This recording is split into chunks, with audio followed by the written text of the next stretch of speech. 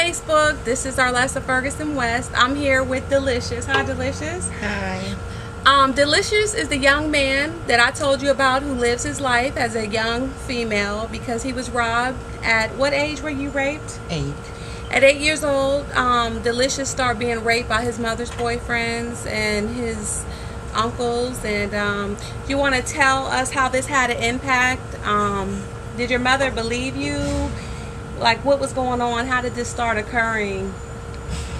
Well, at a young age, it started at the age of 8. My mother boyfriend had molested me several times. And I kept telling my mom and my family, everybody I can get a hold to. And at that time, I was 8 years old, so there was really nothing I can do. And nobody didn't believe me, so it kept on going and going. Right. And this really changed my whole life. So did you start, I know we talked before and I asked you, do you think that this had an impact on you being gay and living your life as a young woman? Did you feel like you couldn't be a boy because you were violated? Yes, ma'am. I felt like I could not be a male because of the things. Because if I would have been that male, I would have kept on looking at the past and looking at what all the stuff I went through in my life. So I know I could not change me, so I had to add some things on me to change me. So you basically surrendered yourself as a young girl since you was being raped. Yeah. And I understand you have been institutionalized. You were suicidal behind it. Yeah. And I understand that you have issues with job employment. Delicious just recently got a job at a restaurant. The young man hired him knowing that he was really a male but lived as a female, and that was fine. However, his boss fired him within the 30-day period because he found out that he really was a male and not a female. So, but I feel like if you were dressing as a young man, it would still be a problem because you're so feminine. So it's a lose-lose situation. Yes, ma'am. So how hard is it to live your life and live out here in society and work? Over the years, I've been like this for the last 6 years as a transgender. And what a transgender is another step above, another step towards a transsexual. And it's been hard. What I had learned in this lifestyle that you got to love yourself. Right. You have to love yourself, and you have to just keep praying. So how many changes did you go through with your family in exposing yourself? Because you just recently started dressing as a young girl. Yeah, 6 years ago. And how did they accept that? I mean, it was hard. My father, as the day, don't still talk to me because of my lifestyle. My mother just getting back in my lifestyle. Right. Family still have knocks and down, but I have to love me. Well, and your mom is in and out of prison. Yeah. So you really haven't had, and your father really wasn't in your life, so you didn't even have a role model or therapy or counseling to deal with the sexual abuse. Yeah. Okay. And I have found there's a lot of young boys that's molested that don't come out until later on in life to tell that story, correct? Yeah. And also, how many straight men out here hit on you on the DL that's married? I mean, tell us about that. That's like one of my biggest fears, that I'm going to date somebody and on the DL he is really bisexual, because you date someone who is bisexual, however he hasn't come out to expose himself, and you all sort of have to live, you have to be the quiet kept secret because he loves you as a female, however he doesn't want anyone to know that you're really a male. So you go through changes emotionally behind this, right? Yeah. So if you could get a sex change, would you? Yeah. Really? But at the end of the day, I had thought of this question, and this question had been told to me numerous of times. And I had first several times I said no because I'm still going to be labeled as a transsexual. Right. But then it would help in my life because when I do find a man, maybe he would be more comfortable because he wouldn't have to worry about what people say about me, because now he will know that I'm what I am. Right. So it all depends on. And you still go through suicidal thoughts and still go through changes? Yes, and actually, Lisa, this morning I had an episode today because I went to court and a young lady came to my home and assaulted me, and I defended myself. And I went to court today, and the judge just gave me all the charges. And it's like, You felt like he was prejudiced because. and this was a young female, but she came to my house and assaulted me, and she even said that she did it, but I got all of the charges. So you feel like you got the charges because the judge looked at you and knew that you were a male and felt that you were more dominant or more aggressive than a female.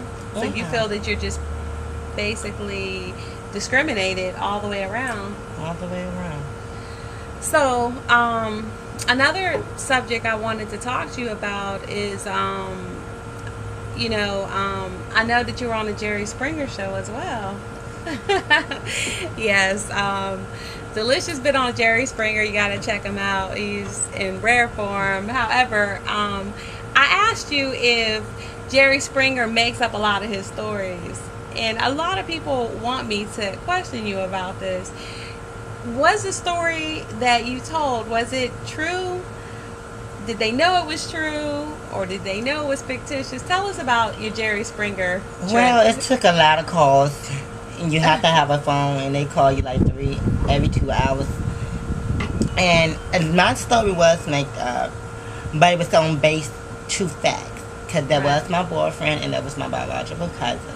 And after the fact, they did have sex. Really? Well, did Jerry know that it was fake? Jerry, that's the point. Jerry just the host. Right. You don't see him till the day of the show. Right. Really? So Jerry really don't know nothing but what his boss tell him and what Right. people tell him. Right. So, you have to let them know what can they look up on. How can they look you up on YouTube on the Jerry Springer show? Attacking Tranny Cousin, January 27, 2010. So it's January 27, 2010. So let me ask you, do you have anything that you'd like to say to the people out there in regards to judging people, judging you? You go through a lot of ridicule when people find out that you're a male because you very much look like a female. What would you like to tell the world in regards to your defense and the fact that you were violated and raped as a child and you felt like your identity was stolen from you? What would you like to tell the world? Sometimes it's not the person's choice to be in this lifestyle. Sometimes it just happens. Sometimes you have to realize what you judging us. It's like when you judging us, we have a pride, we have a soul, we have something that really